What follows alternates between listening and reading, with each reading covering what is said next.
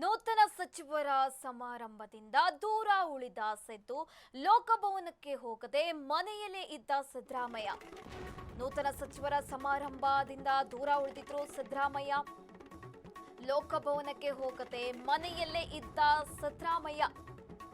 ಭಾರೀ ಚರ್ಚೆಗೆ ಗ್ರಾಸವಾದ ಮಾಜಿ ಸಿಎಂ ಸಿದ್ದರಾಮಯ್ಯ ಅವರ ನಡೆ.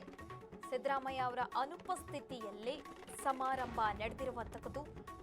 ಬೇಸರ ವ್ಯಕ್ತಪಡಿಸಿದ್ರ ಹಾಗಾದ್ರೆ ಮಾಜಿ ಸಿಎಂ ಸಿದ್ದರಾಮಯ್ಯ ಅಂತ ಪ್ರಶ್ನೆಗಳು ಉದ್ಭವವಾಗ್ತಾ ಇದೆ.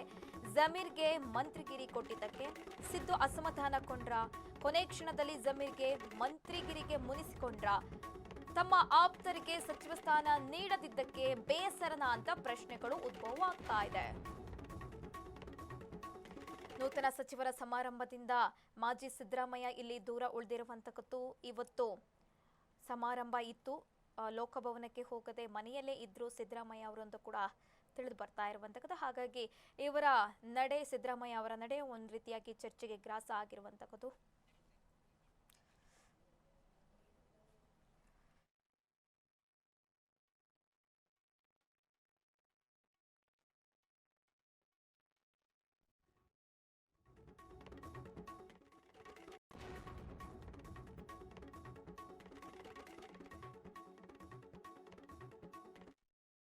ಈ ಬಗ್ಗೆ ಹೆಚ್ಚಿನ ಡೀಟೇಲ್ಸ್ ಕೊಡ್ತಾರೆ ನಮ್ಮ ಪ್ರತಿನಿಧಿ ಮಾರುತಿ. ಲೈವ್ ನಲ್ಲಿ ಜಾಯಿನ್ ಆಗಿದ್ದಾರೆ. ಮಾರುತಿ, ಸಂಪುಟ ವಿಸ್ತರಣೆ ಆಯ್ತು, ಪದಗ್ರಹಣ ಕೂಡ ಆಯ್ತು, ಸಮಾರಂಭಕ್ಕೆ ಸಿದ್ದರಾಮಯ್ಯ ಅವರು ಹೋಗ್ಲಿಲ್ಲ. ಹಾಗಾಗಿ ಸಿದ್ದರಾಮಯ್ಯ ಅವರ ನಡೆ ಬಗ್ಗೆ ಒಂದಿಷ್ಟು ಪ್ರಶ್ನೆಗಳು ಉದ್ಭವವಾಗ್ತಾ ಇರುವಂತಕ್ಕದ್ದು. ಯಾಕೆಂದ್ರೆ ಸಿದ್ದು ಸಂಪುಟದಲ್ಲಿದ್ದಂತಹ ಒಂದಿಷ್ಟು ಅವರ ಆಪ್ತರಿಗೂ ಕೂಡ ಕೋಕ್ ಕೊಡಲಾಗಿದೆ. ಹಾಗಾಗಿ ಇಲ್ಲಿ ಬೇಸರಗೊಂಡಿದ್ದಾರಾ, ಹಾಗೆ ಜಮೀರ್ಗೆ ಮಂತ್ರಿಗಿರಿ ಕೊಟ್ಟಿದ್ದಕ್ಕೆ ಅಸಮಾಧಾನಗೊಂಡಿದ್ದಾರಾ ಅಂತ ಪ್ರಶ್ನೆಗಳು ಉದ್ಭವವಾಗ್ತಾ ಇದೆ. ಡೀಟೇಲ್ಸ್ ಕೊಡೋದಾದ್ರೆ ಮಾರುತಿ. ಸುರಭಿ, ಹೌದು, ಸಚಿವ ಸ್ಥಾನಕ್ಕೆ ಸಂಬಂಧಪಟ್ಟಂತೆ ಇವತ್ತು 19 ಶಾಸಕರು ನೂತನ ಸಚಿವರಾಗಿ ಪದಗ್ರಹಣವನ್ನು ಹೊಂದಿರುವಂಥದ್ದು. ಅಂದರೆ ಸಾಕಷ್ಟು ಕಳೆದ 2 ತಿಂಗಳಿಂದ ಏನು ಸರ್ಕಸ್ ಮಾಡಲಾಗಿತ್ತು, 2ನೇ ಪಟ್ಟಿ ಬಿಡುಗಡೆಗಾಗಿರ್ಬೋದು ಮತ್ತು ಸಚಿವ ಸಂಪುಟ ವಿಸ್ತರಣೆಗೆ ಸಂಬಂಧಪಟ್ಟಂತೆ ಇವತ್ತು ಅಂತಿಮ ಘಟ್ಟಕ್ಕೆ ತಲುಪಿರುವಂಥದ್ದು. ಎಲ್ಲ ಶಾಸಕರು ಕೂಡ ಸಚಿವರಾಗಿ ಪದಗ್ರಹಣವನ್ನು ಹೊಂದಿರುವಂಥದ್ದು. ಇದರ ಮಧ್ಯೆ ಸಾಕಷ್ಟು ಅಸಮಾಧಾನಗಳು ಪಕ್ಷದಲ್ಲಿ ದೊಡ್ಡ ಮಟ್ಟದಲ್ಲಿ ಕೇಳಿಬರ್ತಿದೆ. ಕೆಲವೊಂದು ಶಾಸಕರು ರಾಜೀನಾಮೆ ಕೊಡ್ತೀವಿ ಅಂತ ಹೇಳ್ತಿರೋದು.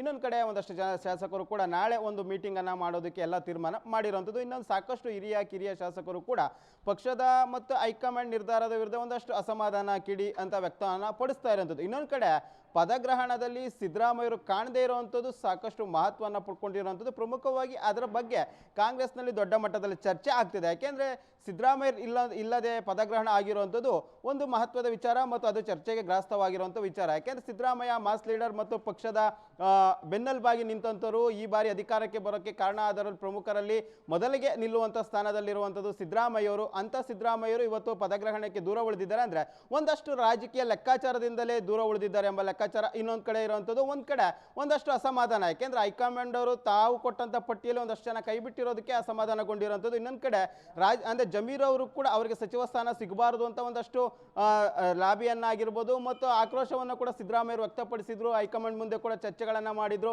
ಯಾವುದೇ ಕಾರಣಕ್ಕೂ ಜಮೀರ್ ಅವರಿಗೆ ಸಚಿವ ಸ್ಥಾನ ಸಿಗಬಾರ್ದು ಎಂಬ ಲೆಕ್ಕಾಚಾರ ಸಿದ್ದರಾಮಯ್ಯರಲ್ಲಿ ಇತ್ತು.